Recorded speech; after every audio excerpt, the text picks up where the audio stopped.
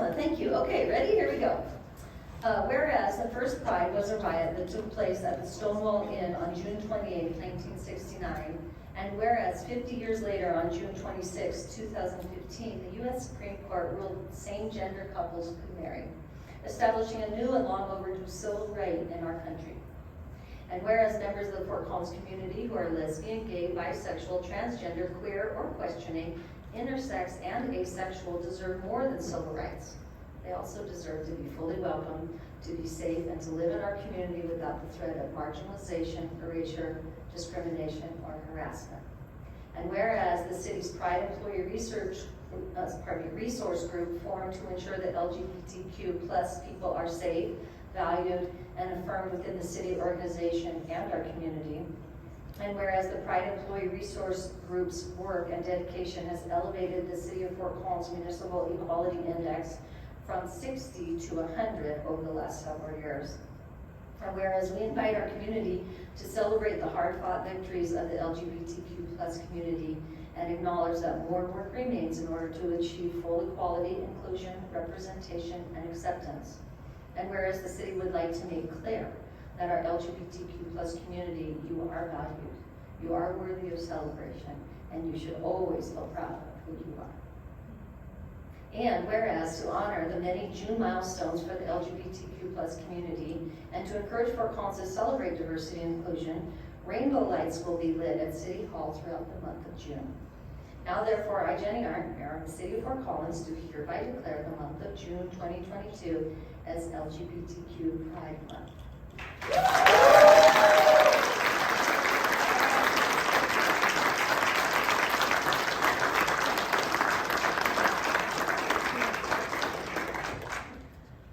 Thank you, Mayor. My name is Silent, as in silent without a T. I use they, them, or he, him pronouns, and I serve as the LGBTQ plus outreach coordinator for the Alliance for Suicide Prevention here in Larimer County. For me, Pride Month is a time of celebration, a time to remember and honor the long history of the LGBTQIA plus movements towards liberation, and a time to reflect on our futures and how we will continue cultivating affirming and inclusive communities. In 1969, it would have been illegal for me to stand before you today dressed as I am. We're in 1969, and had I sought out community among friends, as so many did that night at the Stonewall, gone to one of the few bars, encountered one of the frequent police raids, my legal IDs would be checked, I'd be arrested, and likely assaulted by police, as was so common for our LGBTQ plus kin during the 1960s. It is because of the hard-fought work and activism of our elders and ancestors that I can stand before you today and say, I am a proud transgender, non-binary, and queer person. While the Stonewall Uprising is marked as a turning point in LGBTQ plus liberation movements, it was not the first uprising.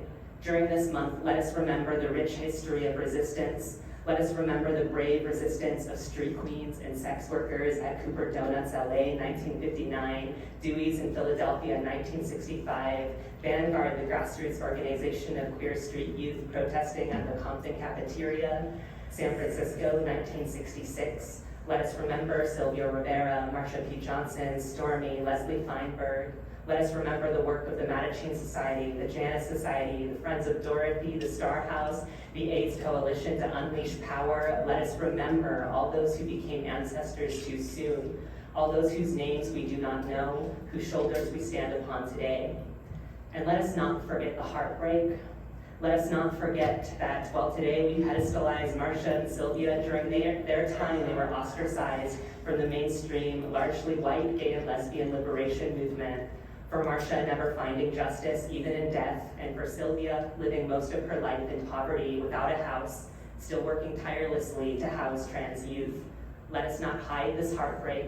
Let us not hide this racism so that we may do better, so that we may look for the Sylvias and Marshas, so that we may look to the margins, so that we may center the most marginalized among us, so that we may work in solidarity because our liberation is bound together. There's still so far to go. 2021 saw a record number of transgender people murdered, with a disproportionate number of those being trans women of color.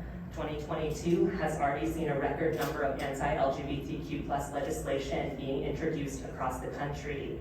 With 40% of trans adults having seriously contemplated suicide, so many of us erased in death, and 60% of LGBTQ plus youth having experienced discrimination, there is still so much I want to change about the world.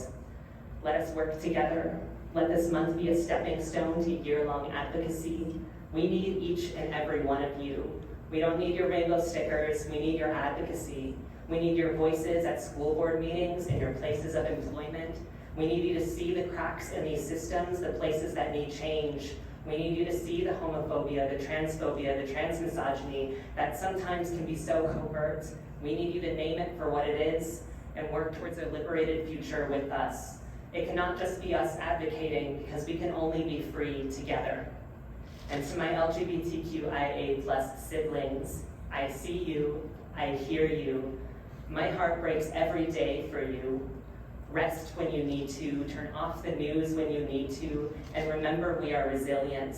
Remember we are immortal, that we have always existed and will always exist. Find the people in your life who will look you in the eye and say you are loved and you deserve so much better.